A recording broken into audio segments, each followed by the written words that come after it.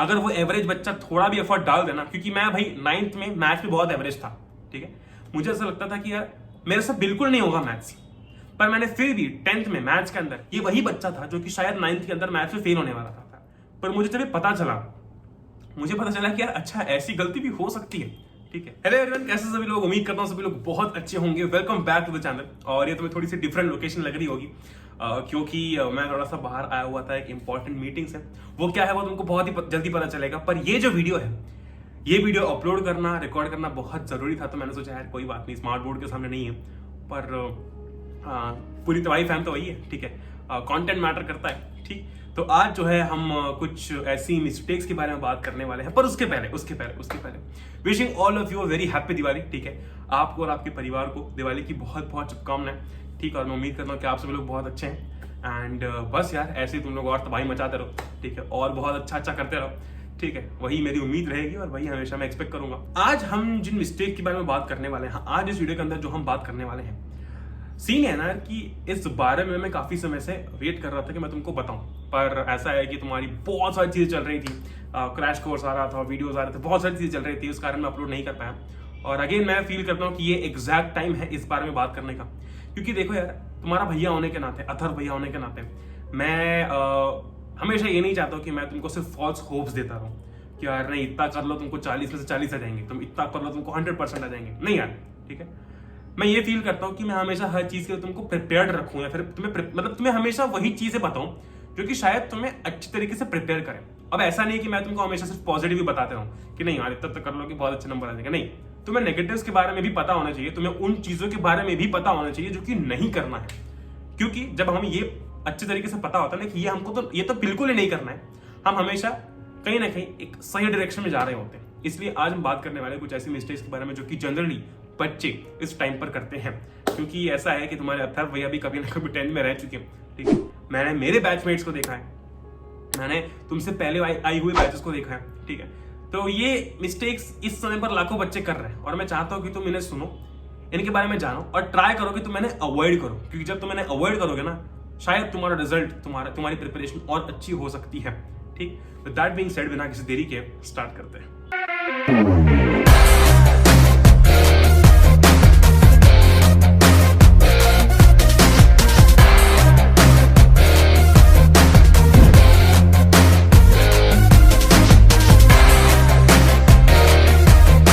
Okay, सो ये जो video है ना, ये दो एस्पेक्ट्स में डिवाइडेड रहेगा। पहला है पर्सनल एस्पेक्ट, मतलब पर्सनल लेवल पर हम क्या गलतियां कर सकते हैं, और दूसरा है एकेडमिक एस्पेक्ट कि हम एकेडमिक लेवल पर क्या गलतियां कर सकते हैं, ठीक। पहले हम लोग थोड़ी सी एकेडमिक एस्पेक्ट के बारे में बात कर लेते हैं, ठीक है। बहुत इंपॉर्टेंट है, सबसे पहला पॉइंट इस समय पर डिटेल्ड एक्सप्लेनेशन वाले लेक्चर्स को अवॉइड करना। मतलब भैया, मतलब देखो यार, आपको YouTube पर बहुत प्यारे अच्छे लेक्चर्स मिल जाएंगे जहां पर आपको चैप्टर को बहुत ही डिटेल्ड तरीके से, बहुत ही प्यारी तरीके से हर एक चीज के बारे में प्रॉपर तरीके से एक्सप्लेन किया गया है। पर तुम सोचो, लॉजिकली और प्रैक्टिकली ये बिल्कुल पॉसिबल नहीं है कि तुम हर एक चैप्टर का डिटेल्ड एक्सप्लेनेशन लेक्चर देख पाओ, ठीक। इसके अंदर तुमको 7-7, 8-8, 10-10 घंटे जो है पूरा चैप्टर पढ़ाया गया है, उसके अंदर हर एक चीज बताई गई है। तुमको 10-10, 12-12 घंटे, मतलब मान लो कि एक ही लेक्चर है, उसके 4-5 पार्ट्स हैं, ठीक है, और वो पांचों पार्ट जो तुम देख रहे हो, उससे पता है क्या होगा? उससे तुम एक चैप्टर करने में 3 दिन लगाओगे। तुम उस चैप्टर में मास्टरी तो हासिल कर लोगे, पर बाकी के जो चैप्टर्स हैं वो तुम्हारे छूट जाएंगे, ठीक है। इसीलिए इस मोमेंट पर मैं तुमको सजेस्ट करूंगा, क्योंकि देखो, जब मैं 10th में था, जब हमारे टाइम पर इतना ज्यादा कोई बहुत चलन नहीं था कि YouTube के ऊपर लेक्चर्स देखना, ऐसा बहुत नहीं चलता था। पर मैंने कुछ दोस्त थे जो कि YouTube पर आकर ना ऐसे डिटेल्ड लेक्चर्स देख रहे थे। दूसरी तरफ कुछ दोस्त थे जो कि वन शॉट लेक्चर्स देख रहे थे, मतलब कम समय के अंदर। ऐसा नहीं कि पूरा चैप्टर कवर करवाया गया है, ऐसा भी नहीं कि मतलब हर एक चीज बताई गई है, पर मैक्सिमम चीजें बताई गई थी, ठीक है।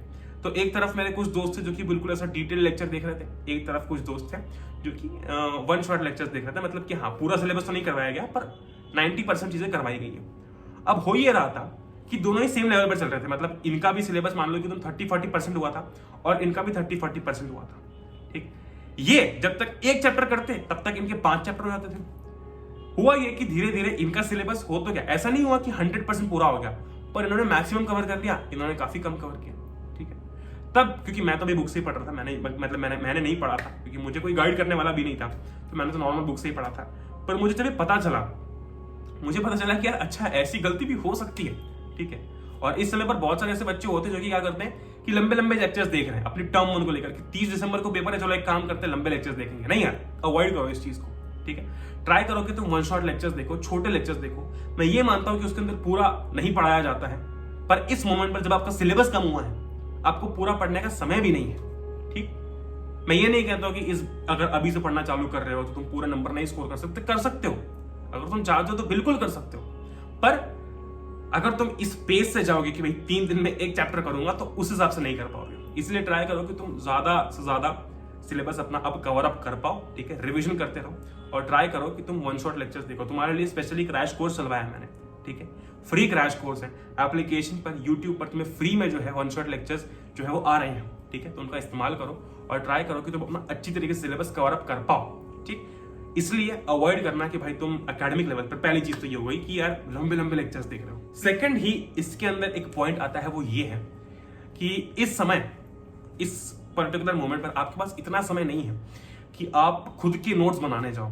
कुछ बच्चे क्या करते हैं कि वो चैप्टर पूरा पढ़ रहे होते हैं, फिर उसके बाद नोट्स खुद से बनाते हैं। अगर आप साल के शुरुआत से पढ़ रहे होते या फिर साल की शुरुआत से तुम पढ़ाई कर रहे होते, उस टाइम तो अपने खुद के नोट्स बनाते, शायद तुम्हारे पास होंगे भी, ठीक। पर ये एग्जैक्ट टाइम नहीं है, ये सही टाइम नहीं है तो कि तुम अपने खुद के नोट्स बनाओ। कि भैया तुम केमिकल रिएक्शन पढ़ रहे हो, चलो एक काम करते हैं, मैं खुद के 5-5, 10-10, 15-15 पन्नों के नोट्स बनाऊंगा। क्योंकि अभी तुम्हारे पास एक फैक्टर होता है टाइम, वो नहीं है। अगर तुम साल की शुरुआत से पढ़ते हैं तो ये टाइम वाला फैक्टर भरपूर होता, पर अभी टाइम वाला फैक्टर बिल्कुल नहीं है, ठीक है। और जब ये टाइम वाला फैक्टर नहीं है, ठीक, तो ट्राई करो कि तुम नोट्स जो है वो किसी दूसरे के इस्तेमाल कर पाओ। अब तुम्हारे लिए हम लोगों ने नोट्स अपलोड कर रखे हैं, फ्री नोट्स है, उसके अंदर हर एक चीज बिल्कुल डिटेल तरीके से एक्सप्लेन की गई है। किताबी कीड़ों वाले नोट्स नहीं है कि भैया यार किताब में जो लैंग्वेज लिखी है वैसे नोट्स लिख दिए। ट्राई किया गया है कि तुम्हें थोड़ा बहुत हिंदी में एक्सप्लेन किया जाए। मतलब इन शॉर्ट नोट्स ऐसे बनाए गए जो कि तुम अच्छी तरीके से यूटिलाइज कर सको। अब तुम्हें वो यूज करना है, तुम you are free to use.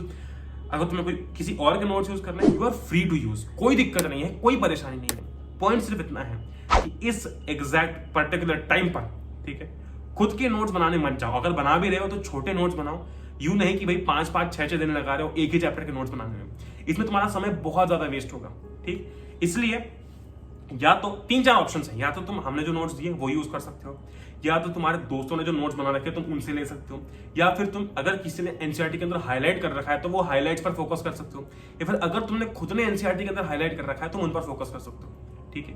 पर अभी वो समय नहीं कि तुम बिल्कुल नीट एंड क्लीन तरीके से बैठ के बिल्कुल हेडिंग डाल के black pen, red pen, blue pen use करके जो है वो नोट्स बना रहे हो। That is going to be a big mistake, क्योंकि उसमें आपका सिलेबस कवर अप नहीं हो पाएगा। अब देखो यार, पिछले साल तक क्या था कि तुमको लिखना है एग्जाम के अंदर, पेपर के अंदर लिख के आना है, तो वो तो आपकी राइटिंग टिप्स वगैरह हो जाती है कि कैसे प्रेजेंट करना है। इस समय एक मेजर मिस्टेक जो कि बहुत सारे बच्चे कर रहे हैं वो ये है कि वो ओएमआर में प्रैक्टिस नहीं कर रहे। देखो यार, आपका जो एग्जाम होने वाला है वो ओएमआर शीट में होगा, ऑफलाइन होगा अगर तो ओएमआर शीट में होगा, ठीक है। अब वो ओएमआर आपको फिल करनी रहेगी।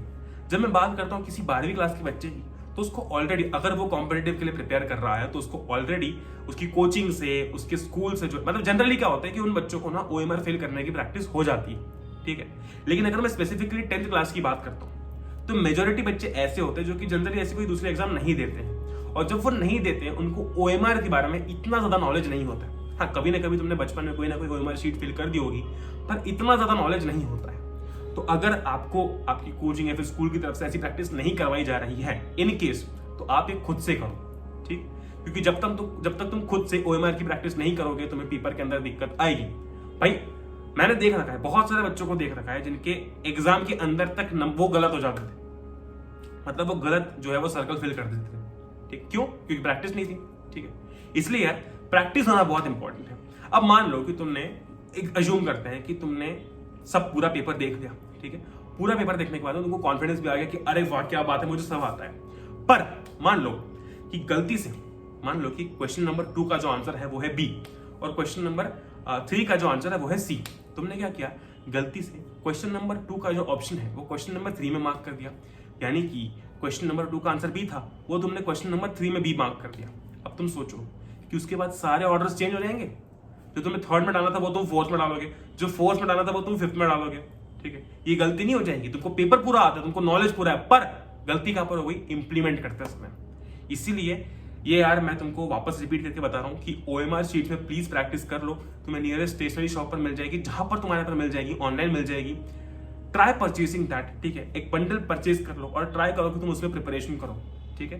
क्योंकि तुम्हें खुद को पता चलेगा कि अरे यहाँ पर मैंने गलती कर दी, अब अगर ये गलती एग्जाम में होती तो मेरा क्या होता, ठीक है। तुम्हें अच्छा भी फील होगा कि अरे वाह यार, मुझे पता चलेगा कि ये गलती हो सकती है, ठीक है। इसलिए ट्राई करो कि यार आप, क्योंकि आपको नहीं पता कि आपके एग्जामिनेशन, आप जब एग्जामिनेशन दे रहे हो, ठीक है, तो वहां पर क्या क्या हो सकता है, पर हम उसके लिए प्रिपेयर जरूर रह सकते हैं, ठीक है। इसीलिए यार प्लीज ट्राई कि आप जो है OMR शीट में प्रैक्टिस कर रहे हो, क्योंकि वो एक सबसे अच्छा तरीका होगा अपनी प्रिपरेशन को नेक्स्ट लेवल ले जाने का।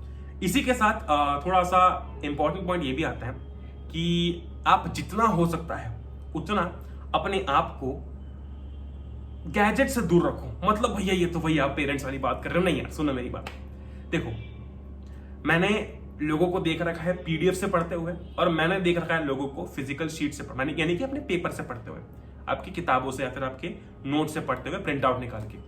और मैंने ये चीज हमेशा ऑब्जर्व की है कि जो बंदा, जो व्यक्ति वो पेजेस या फिर वो नोट्स जिनकी उन्होंने उसने प्रिंट आउट निकाल रखी है उससे पढ़ रहा है, वो 10 टाइम्स सुखी है, ठीक है।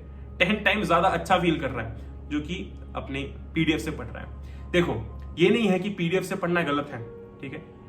पॉइंट ये है ना कि जब आप PDF से पढ़ते हो तो आपको वो फील नहीं आती, आपके पास में चॉइसेस हैं कि आप वो PDF बंद करके कुछ और करने बैठ जाओ, है कि नहीं भाई। अगर तुम अपने फोन में, स्पेसिफिकली फोन की बात करते हैं, अगर तुम अपने फोन में मान लो कि नोट जो है वो देख रहे हो, ठीक है, तुम नोट जो है वो चला रहे हो, तुम्हारे पास PDF है, ठीक है। इनफैक्ट मैंने तुमको ये बता रखा है कि भाई तुम जो हमने नोट्स प्रोवाइड कर रखे हैं ना, उनकी प्रिंट आउट निकलवा के ले आओ, ठीक है, उससे पढ़ो, ठीक। पर ट्राई करो कि तुम अपने पास में हाथ में नोट्स रखो तो सही, तुम्हें काम तो आए, ठीक। अब मान लो कि तुम नोट्स जो है वो देख रहे हो, पढ़ रहे हो, ठीक है, वेरी गुड। तुम्हारे पास में ना एक बहुत अच्छा ऑप्शन है कि तुम आसानी से उसको बंद कर दो, ठीक है, और कुछ और करने बैठ जाओ, ठीक है कि नहीं। पर जब तुम फोन अगले दूसरे रूम में रख के आते हो और इस रूम में सिर्फ तुम्हारे नोट्स हैं, तुम्हारे पास ज्यादा ऑप्शंस नहीं, ठीक। और अगर तुम आलसी हो, तुम मेरी तरह आलसी हो, लेजी हो, तो तुम क्या करोगे, चलो कोई नहीं यार, बैठा ही हुआ हूं तो पढ़ ही लेता हूँ, ठीक है, देख ही लेता हूँ। हाँ, वो बात है कि तुम सोने चले गए, पर मजाक से हटके तुम्हारे पास और कोई चॉइस नहीं है टेबल के ऊपर। अगर तुम अपना फोन भी रखोगे, तुम्हारे पास चॉइस है फोन देखने की, तो चॉइसेस थोड़ी सी कम कर दो, ठीक है। ट्राई करो कि जितना हो सकता है उतना तुम चीजों को ऑफलाइन कर लो, ठीक, और उस तरीके से काम करो। अगर तुम लेक्चर्स भी देखते हो, जो कि अभी तुम देख रहे होगे, ट्राई करोगे कि तुम्हारे पास में लैपटॉप है, टैबलेट, तुम उससे देखो, क्योंकि उससे क्या होता है कि थोड़े से कम डिस्ट्रैक्शंस होते हैं। मैं ये नहीं कहता हूँ कि बिल्कुल 100% डिस्ट्रैक्शन चले जाएंगे, ठीक है, पर उससे थोड़े से कम डिस्ट्रैक्शन होते हैं, और ये मैंने पर्सनली फील किया है। पिछले साल ना मैंने एक पॉइंट बोला था, यही चीज मैंने पिछले साल भी बात की थी कि PDF से पढ़ना पाप है, ठीक है। और वो लिटरली है, क्योंकि तुम कितना पढ़ोगे भाई PDF से, उतना मन थोड़ी लगता है PDF से पढ़ने में। मैं तुमको खुद कह रहा हूँ, ठीक है, कि इतना अच्छी तरीके से तुम नहीं पढ़ सकते हो PDF से जितना तुम नोट से पढ़ सकते हो ऑफलाइन, ठीक है। इसलिए हमने जो नोट्स प्रोवाइड कर रखे हैं, अगर तुम्हें वो अच्छे लग रहे हैं, क्योंकि उसके अंदर सब कुछ कवर्ड है, ठीक है, one of the best notes है वो, उसके अंदर सब कुछ कवर्ड है। अगर तुमको उससे पढ़ना है ना, मैं खुद तुमको बोलूंगा भाई तुम बार बार वेबसाइट मत विजिट करो, तुम जाकर उनको ऑफलाइन कर लो, ठीक। ऑलराइट, तो अब हम बात करने वाला थोड़ा सा पर्सनल एस्पेक्ट के ऊपर। वो ये है यार कि क्या होता है ना कि एग्जाम के पहले हम थोड़ा सा टेंस्ड होते हैं, बहुत ही नॉर्मल चीज़ है, और हमें ऐसा फील होता है कि यार मेरा तो सिर्फ इतना ही प्रिपरेशन, मेरी सिर्फ इतनी प्रिपरेशन हुई है और मैं कैसे करूँगा, क्या करूँगा। अब इस बीच होता क्या है कि ये जो टेंशन है ना, तुमने देखा होगा कहीं ना कहीं ये टेंशन तुम्हारे लिए अच्छा भी साबित हो जाता है, क्योंकि जब एग्जाम के पहले टेंशन आता है, ठीक है, तब हम थोड़ा सा और सीरियसली पढ़ते हैं। ये टेंशन शायद हमको और पुश करता है, ठीक है। तो कहीं ना कहीं ये टेंशन ऐसा नहीं है कि तुम बस टेंशन लेकर ही बैठ जाओ, कुछ पढ़ो भी ना और सिर्फ टेंशन लेके बैठ जाओ, वो गलत चीज है। पर ये जो नॉर्मल जो टेंशन आता है ना, ये कहीं ना कहीं आपको पुश करता है कि यार अगर मैं नहीं किया तो मेरे कम नंबर आएंगे, और ये कहीं ना कहीं आपके लिए अच्छा साबित हो जाता है कि यार अगर टेंशन आ रहा है तो चलो पढ़ लेता हूँ, और तुम पढ़ने बैठ गए, उससे अच्छी चीज क्या हो सकती है, ठीक। पर होता क्या है कि जब हम ऐसे टेंस्ड होते हैं तो हमारे पास में बहुत ही बढ़िया हथियार होता है। वो क्या है, वो है हमारा दोस्त। हम अपने दोस्त को फोन लगाते हैं इस उम्मीद में कि अगर मेरा कम सिलेबस हुआ है तो काश उसका भी कम सिलेबस हुआ हो, ठीक है। हम उसको फोन लगाते हैं, वो कहता है यार मेरी भी कम पढ़ाई हुई, और जब वो ऐसा कह देता है ना, आपका टेंशन कम हो जाता है, ठीक। वो टेंशन जो कि शायद आपको थोड़ा सा पुश कर देता पढ़ने के लिए, वो आपका कम हो गया, ठीक है। अब आप उससे बात कर रहे हो, ठीक है, 2 घंटे निकल गए, 3 घंटे निकल गए, ठीक है। इससे हुआ कुछ नहीं, क्योंकि आपको सिर्फ उस टेम्पररी टाइम के लिए अच्छा फील हुआ कि यार बढ़िया है, चलो इसका भी कम सिलेबस हुआ है। पर अगले दिन जब तुम उठोगे तो तुम भी वही हो, ठीक है, तुम्हारी प्रिपरेशन भी वही है, ठीक, और एग्जाम के लिए समय अब और कम बचा है। तो moral of the story is कि यार ट्राई करो कि तुम जितनी कम देर अपने दोस्तों के साथ बात कर सकते हो उतना कम करो। यानी भैया बात ही करना छोड़ दे नहीं है, लॉन्ग कॉन्वर्सेशंस प्लीज अवॉइड करो। ठीक, अगर तुम इतना सिंसियर खुद को समझते हो कि तुम अगर फोन पर बैठ के अपने दोस्त के साथ पढ़ाई कर सकते हो, करो, अच्छी बात है। मैंने देख रहा है, एग्जाम्पल है, जब मैं 12th में था तो मेरा एक दोस्त था और उसका एक दोस्त था, सो फ्रेंड ऑफ फ्रेंड, ठीक है। उन दोनों ने यार फिजिक्स के पेपर के पहले ना लिटरली फोन पर पढ़ाई की थी। ठीक है, मतलब वो फोन लगाते थे एक दूसरे को और प्रिपेयर करते थे, बात करते थे, बात मतलब स्ट्रिक्टली पढ़ाई की बात चलती थी, ये क्वेश्चन करते थे, सॉल्व करते थे। और मैंने देखा है कि कितनी सही तरीके से उन्होंने पढ़ाई कर रखी है। ठीक, वही दूसरी तरफ मैंने और भी दोस्तों को देख रखा है और भी लोगों को देख रखा है जो कि बिल्कुल टाइम पास कर रहे हैं पढ़ाई के नाम पे। ठीक है, बिल्कुल टाइम पास, वो हमें नहीं करना है। इसलिए मैं तुमको कहता हूँ कि एग्जाम के पहले ना, अगर आपका बहुत अच्छा दोस्त है कोई बात नहीं, वेरी गुड, आप थोड़ी बहुत बात करो उससे, ठीक है। पर यार 2-2, 3-3 घंटे बात करना और वो भी टाइम पास करना, इससे सिर्फ टाइम वेस्ट होगा। ठीक है, तो ना वेरी पर्सनल लेवल और बहुत ही इंपॉर्टेंट नोट पर मैं तुमको कह रहा हूं कि यार ट्राई करो जितना कम हो सके उतनी कम बात करो। ठीक है, और एक चीज, बहुत सारे बच्चे ना अपने प्री बोर्ड या फिर अपने अभी एग्जाम हुई है अगर कोई, उसके नंबर को देख के बहुत ही डिमोटिवेट हो जाते हैं। अरे भैया प्री बोर्ड के नंबर तो ऐसे आए, अब क्या होगा मेरा। देखो यार, ये सोच के बैठ जाना कि भैया मेरे साथ होगा ही नहीं, ये बहुत ही गलत चीज है। क्योंकि आपकी प्री बोर्ड के नंबर मैटर जरूर कर सकते हैं, हो सकता है कि 1-2 नंबर आगे पीछे हो जाए, पर ये आपकी रियलिटी नहीं है। ठीक है, अभी एग्जाम आना बाकी है मेन। ठीक, तो सिर्फ प्री बोर्ड में नंबर कम आने के कारण अगर तुम ये सोचते हो कि तुम्हारे नंबर अभी आगे भी कम आएंगे, तुमने बहुत ही बेकार स्कोर किया है, तुम्हारा तो कुछ अच्छा नहीं होगा, ये गलत चीज है। क्योंकि इनफैक्ट मैंने भी अपनी 10th की प्री बोर्ड के अंदर अच्छा स्कोर नहीं किया था। ठीक है, बिल्कुल ऐसा नहीं था कि मतलब यार बहुत स्कोर कर लिया, अब तो मैं उम्मीद करूं कि मैं 90% के ऊपर भी आ जाएंगे, पर नहीं, मेरे बोर्ड के अंदर 90 to 93% आ गए थे, बहुत ही अच्छी तरीके से। ठीक है, बहुत ही सही एफर्ट्स के साथ में। ठीक, तो ऐसा नहीं कि यार, और तब 90 to 93% एक बहुत ही इंपॉर्टेंट मार्क हुआ करता था कि अरे वाह क्या बात है। तो ऐसा नहीं है कि आपके प्री बोर्ड के नंबर आपको बिल्कुल ऐसे, क्योंकि मैं कोई तुमसे डिफरेंट नहीं हूँ, अलग नहीं हूँ। ठीक है, तुमको अगर ऐसा लगता है ना कि बहुत ही एक्स्ट्रा ऑर्डिनरी बच्चा है और एक बहुत ही एवरेज सा बच्चा है, ऐसा कुछ नहीं होता है। ठीक है, अगर वो एवरेज बच्चा थोड़ा भी एफर्ट डाल देना, क्योंकि मैं भाई 9th में मैथ्स में बहुत एवरेज था। ठीक है, मुझे ऐसा लगता था कि यार मेरे से बिल्कुल नहीं होगा मैथ्स, पर मैंने फिर भी 10th में मैथ्स के अंदर 80 में से 75 स्कोर किया था। ठीक, ये वही बच्चा था जो कि शायद 9th के अंदर मैथ्स में फेल होने वाला था।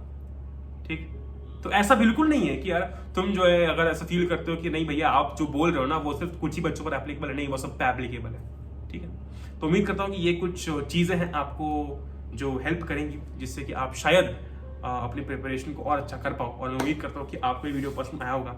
ठीक है, वो जो दोस्तों वाला पार्ट था वो प्लीज ध्यान रखना। ठीक, क्योंकि समय कहाँ बीत जाएगा पता नहीं चलेगा, एग्जाम कब नजदीक आ जाएगी पता नहीं चलेगा, और कब हमारे नंबर हमारे सामने होंगे हमें पता नहीं चलेगा। ठीक है, with that being said I hope all of you are doing great. ठीक है, उम्मीद करता हूँ कि आपको ये वीडियो पसंद आएगा। If you enjoyed this video make sure कि आप अपने दोस्तों के साथ में ये वीडियो शेयर करो। ठीक, बस यार, जय हिंद, वंदे मातरम, एंजॉय करो। We will meet next one, till then good bye.